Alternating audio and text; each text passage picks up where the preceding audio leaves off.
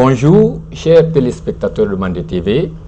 Bienvenue à notre café littéraire Boulevard des Écrivains. Et aujourd'hui, nous avons le plaisir, le grand honneur de recevoir sur notre plateau Mohamed Jean-Pierre Tita. Mohamed Jean-Pierre Tita, c'est un chercheur, donc un écrivain, et il porte plusieurs casquettes. Après sa scolarité française au primaire du foyer des Métis de Bamako et l'école neuve de Niamey, Mohamed Jean-Pierre Tita fait son second cycle à Kidal et le lycée franco-arabe à Tombouctou.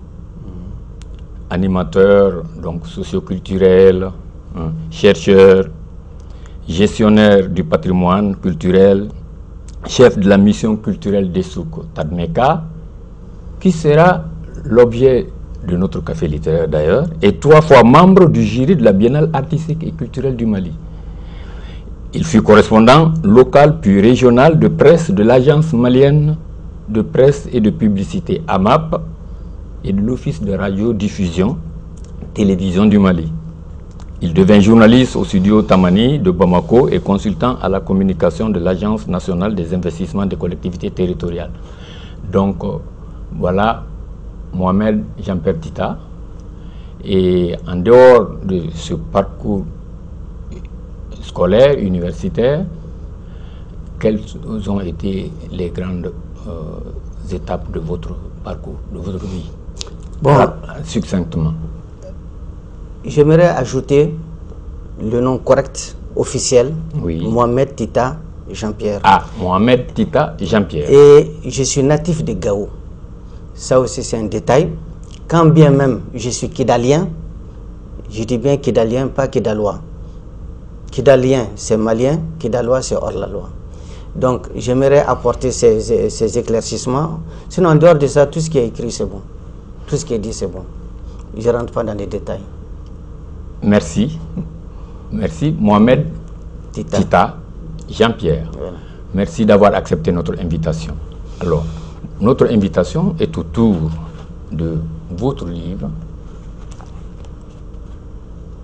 Mohamed Tita Jean-Pierre, donc des gravures rupestres des Souk Tadmeka, avec la préface de Zeyni Moulay, donc, et à l'Harmattan. Alors, parlez-nous brièvement de ce document très précieux. Et l'intitulé des gravures. Des gravures. J'ai insisté sur le mot des parce que ce ne sont pas toutes les gravures. Sinon, je n'ai plus que quelques gravures. C'est pour ça que j'ai mis des. Quelques gravures, ce sont des milliers de gravures, des milliers de dessins, des textes en arabe, des textes en tifinagh, des dessins selon les spécialistes de 6000 ans avant Jésus-Christ, 8000 ans avant Jésus-Christ, jusqu'au 15e siècle. Même des textes en anglais aussi? Non, pas en anglais sur le site des Souk, mais ce sont des chercheurs anglais qui sont passés par là. Voilà, comme Sam Nixon, et qui a même participé, qui a même dirigé la fouille archéologique de 2003 à 2004. Alors, ces gravures sont immenses sur le plan de nombre et extrêmement riches. Et pourquoi j'ai mis des gravures? C'est pour permettre aux chercheurs, aux spécialistes, je ne suis pas spécialiste, ce n'est pas un livre scientifique, encore moins un livre littéraire, mais c'est pour susciter l'attention, les doctorants, les amener à venir voir ce site, à l'étudier davantage en tant que spécialiste. Je n'en suis pas un. Alors, ce livre, c'est une approche, c'est une façon d'élargir le champ d'action pour les futurs savants du Mali. Oui, non, c'est quand même aussi une investigation scientifique sur ces gravures. Et d'ailleurs, votre livre comprend 2 grandes parties. Vous êtes parti des généralités, donc ça c'est la démarche scientifique. Et des gravures. Et des gravures. D'accord. Effectivement, la première partie traite des généralités. Quand je parle de généralité, il s'agit de l'histoire de ce site, de ses origines à sa destruction, la présentation du site lui-même. Quels sont les différents... Quand on rentre dans les sites, qu'est-ce qu'on voit? Qu'est-ce qu'on aperçoit? D'abord, c'est une façon de s'approprier le site avant de s'approprier les gravures qui font l'objet même du titre de ce document. Et c'était quoi l'idée de base qui a produit ce document? Sur quelle base? C'était quoi votre idée de base? Qu'est-ce qui a motivé ce livre? Ce qui m'a poussé l'idée sans laquelle ce livre n'aurait pas existé? C'est que l'Adrar est méconnu. Les gens connaissent très peu l'Adrar. Les gens connaissent très peu Essouk. Il n'y a que quelques spécialistes, quelques chercheurs qui ont pu lire quelques informations sur Essouk. Sinon, Essouk même, les populations elles-mêmes, elles connaissent très peu ces gravures. Pourquoi? D'abord sur le plan culturel. Les populations environnantes, les populations qui fréquentent le site ne viennent que pour abreuver leurs animaux, uniquement. Et puis, ils retournent au campement. Et les campements sont à un minimum de 30 km alentour, 25 km au moins alentour pendant la saison sèche. Pendant l'hivernage, il y a de l'eau partout, d'accord.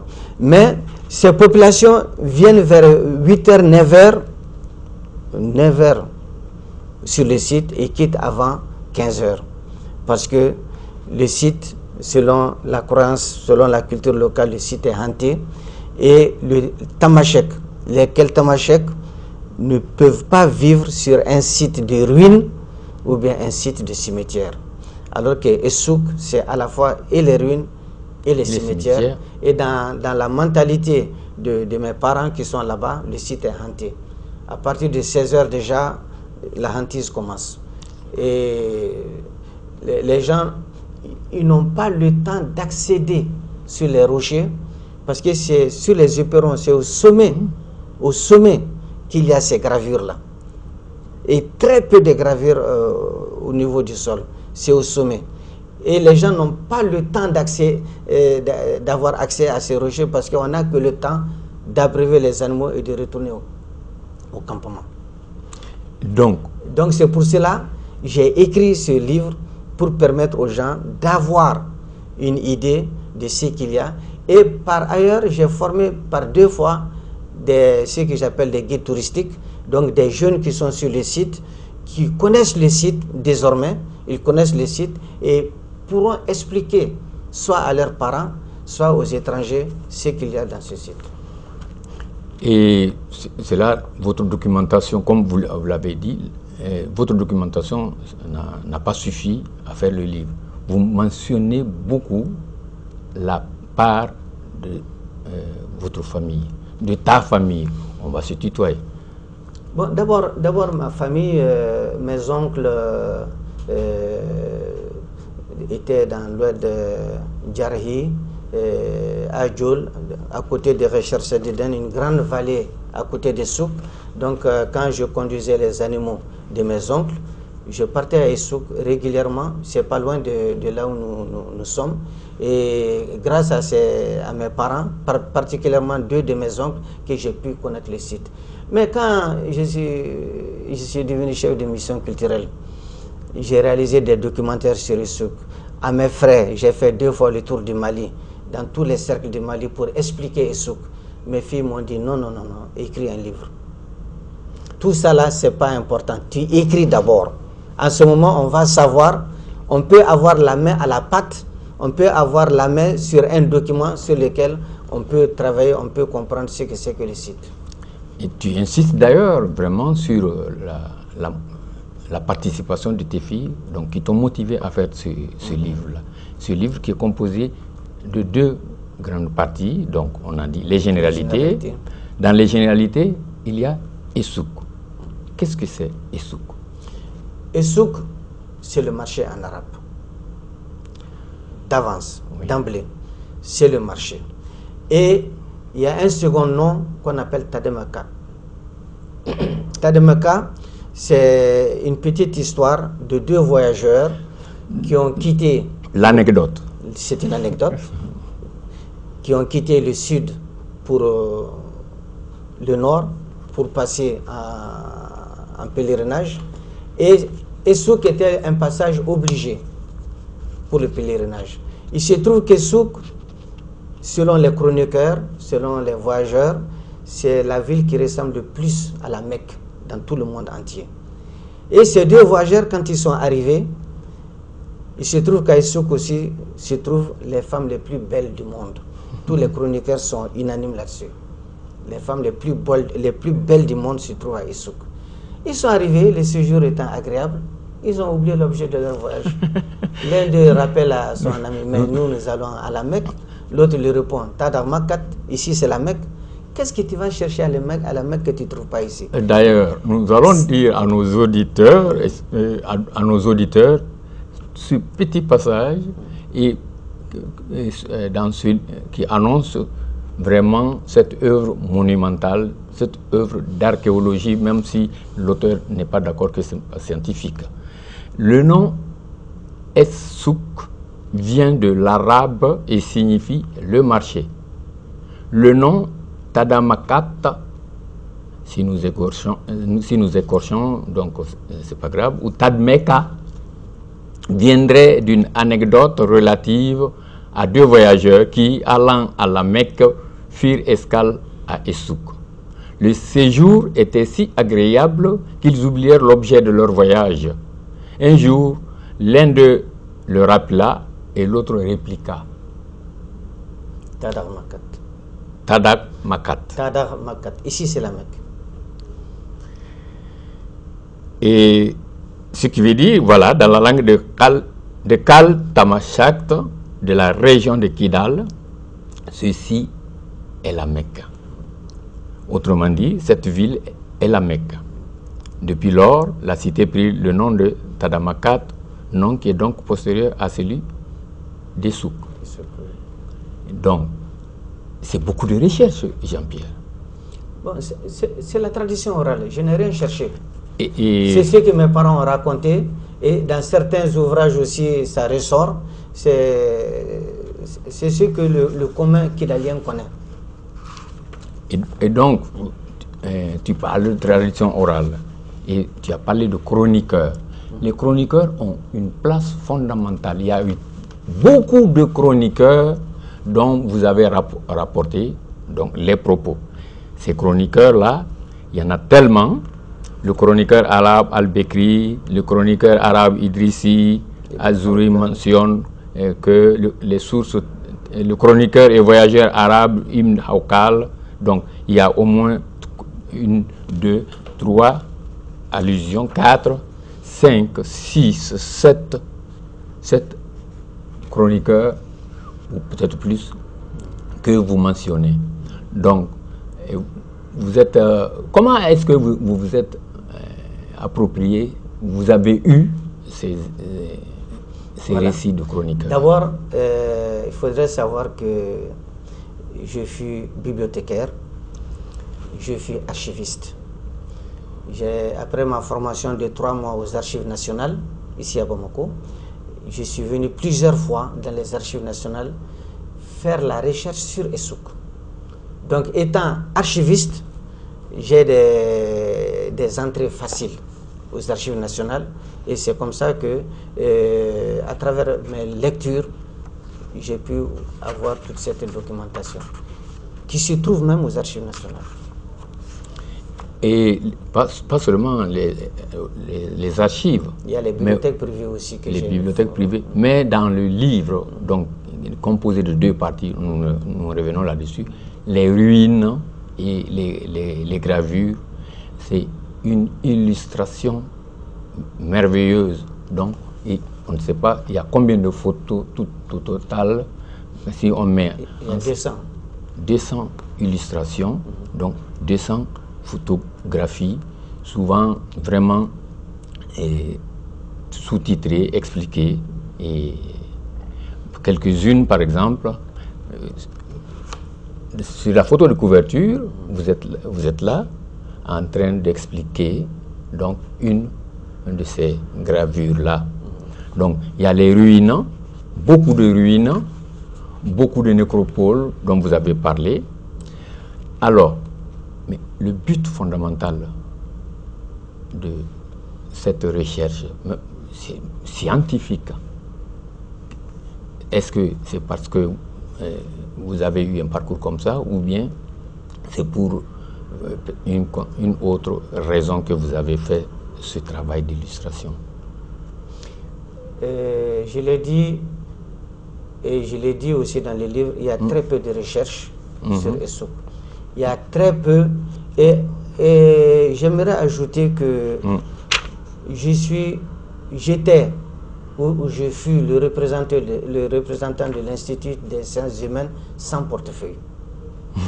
Sans portefeuille. Chaque fois que des chercheurs maliens ou autres arrivaient au Mali en direction d'Essouk, on me les envoie. On me les envoie et c'est moi qui sert de relais maintenant de l'Institut des sciences humaines à Kidal pour ces chercheurs. Et beaucoup de recherches ont été faites avec, je dirais, ma complicité, avec ma volonté de venir en aide à tous ces chercheurs.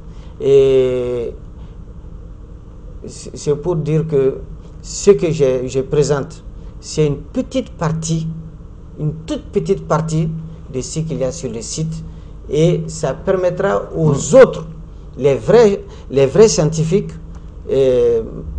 de venir voir, approfondir les connaissances.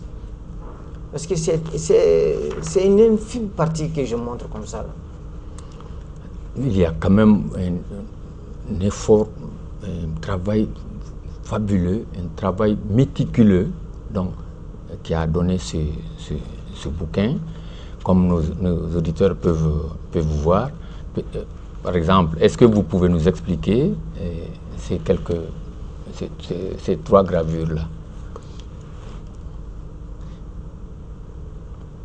Bon, voilà. Et sur ces trois gravures, on montre des chasseurs.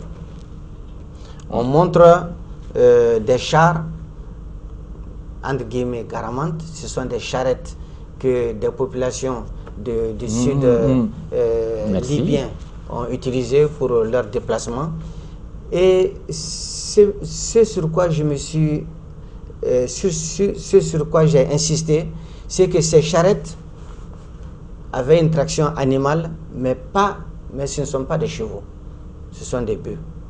Ça veut dire que c'est bien antérieur à la période caméline, je veux dire des équidés là, la période équestre. C'est bien antérieurement à la période caméline, bien sûr. Les chevaux. Bien sûr, les chevaux et les chameaux. Et les chameaux, c'est bien antérieur. Ça fait des milliers d'années avant Jésus-Christ que ces voyageurs-là venaient à Essouk. Et ces gravures montrent aussi des chasseurs. Nous avons vu, j'ai montré la chasse, ou bien les chasses à l'éléphant. J'ai montré plusieurs scènes de chasse à l'éléphant. Donc ça veut dire que la zone était très giboyeuse avec de grands mammifères, dont les éléphants et les girafes. Les girafes étaient domestiquées. Et j'ai apporté la preuve. Donc j'ai montré des dessins de personnages qui conduisent des girafes. Les girafes étaient domestiquées, étaient tirées en laisse. Oui, les gravures de Takabawat. Voilà, Takabawat, voilà. Donc, entre autres, et il se trouve aussi que la zone, je dirais que en plus de ces chasseurs, un jour dans la causerie avec mon oncle me dit, j'ai posé la question, est-ce que les biches mangent des serpents? Les biches sont herbivores.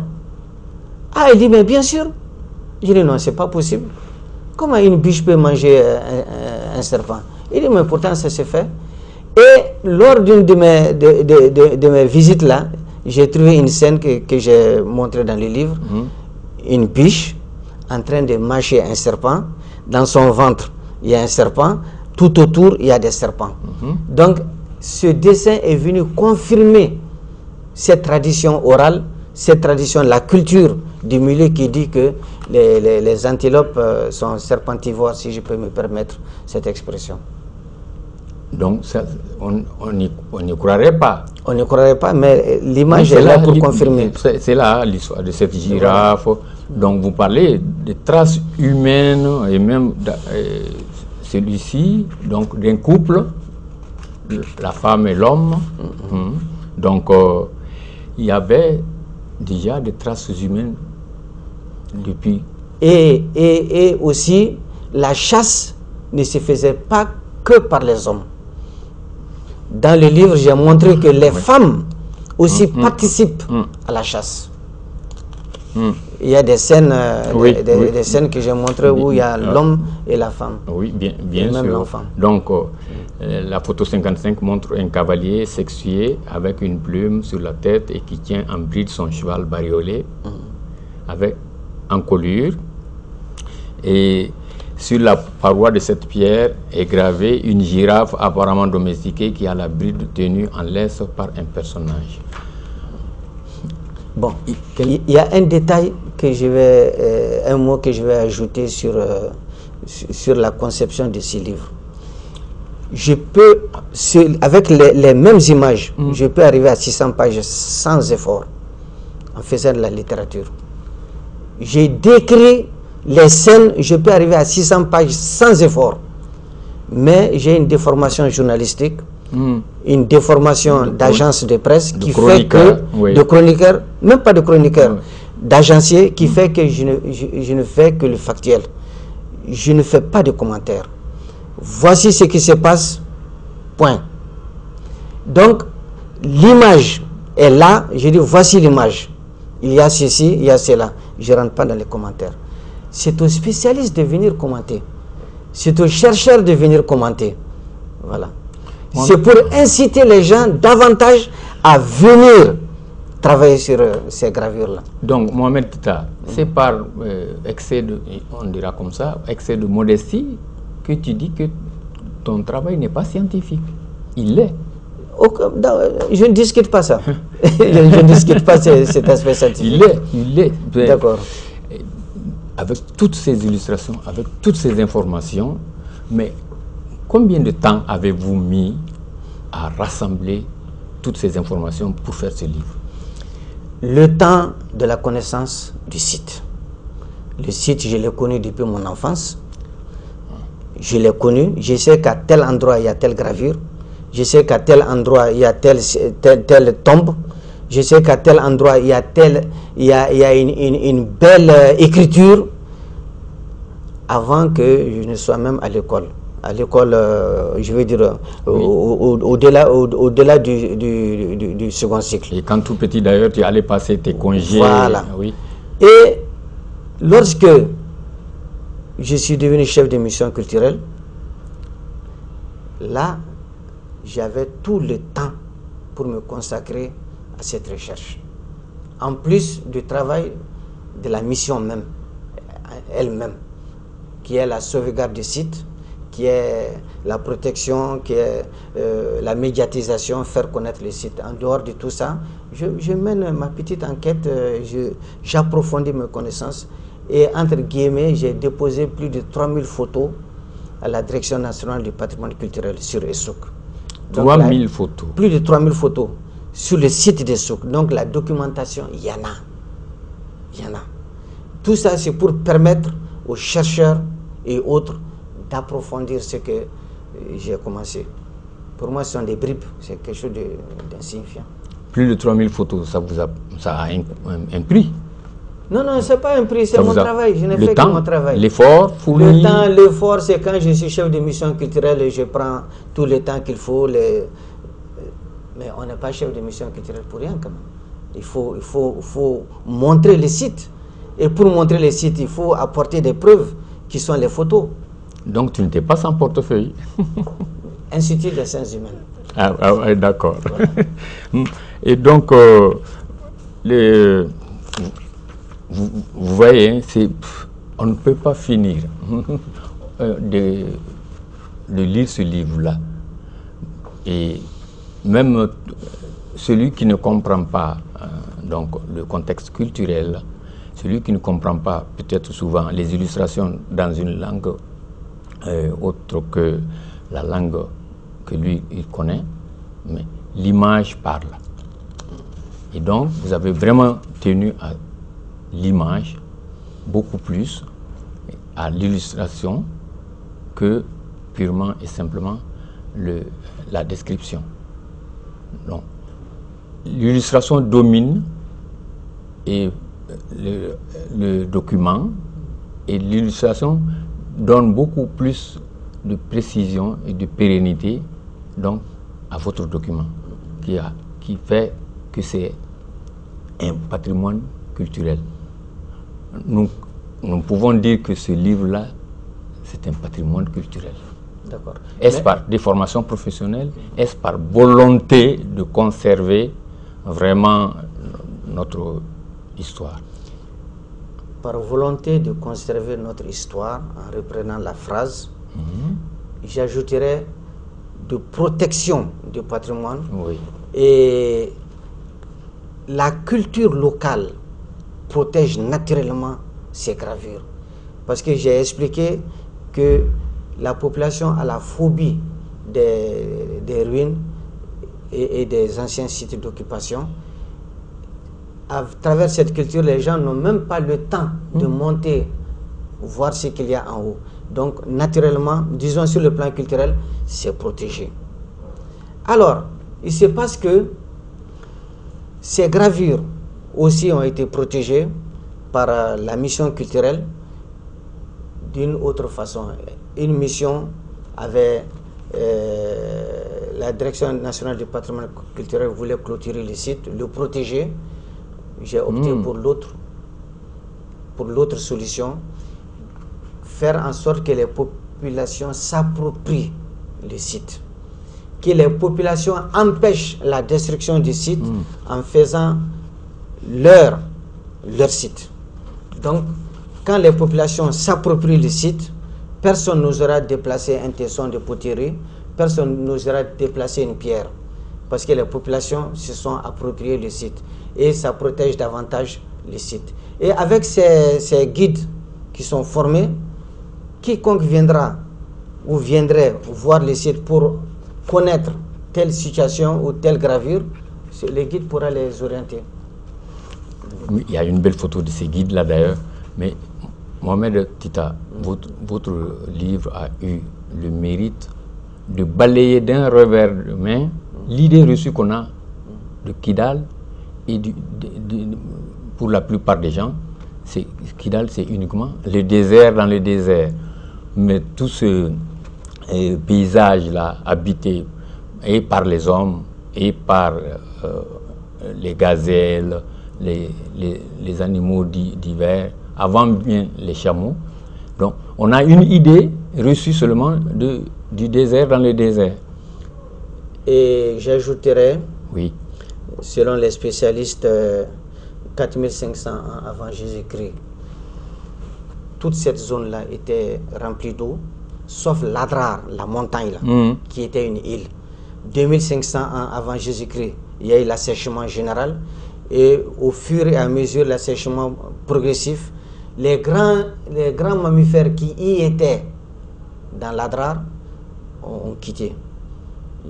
Les éléphants, les girafes, les lions et autres. Là. Les gazelles aux yeux de jet. Les gazelles, il y en a encore. Les intouchables.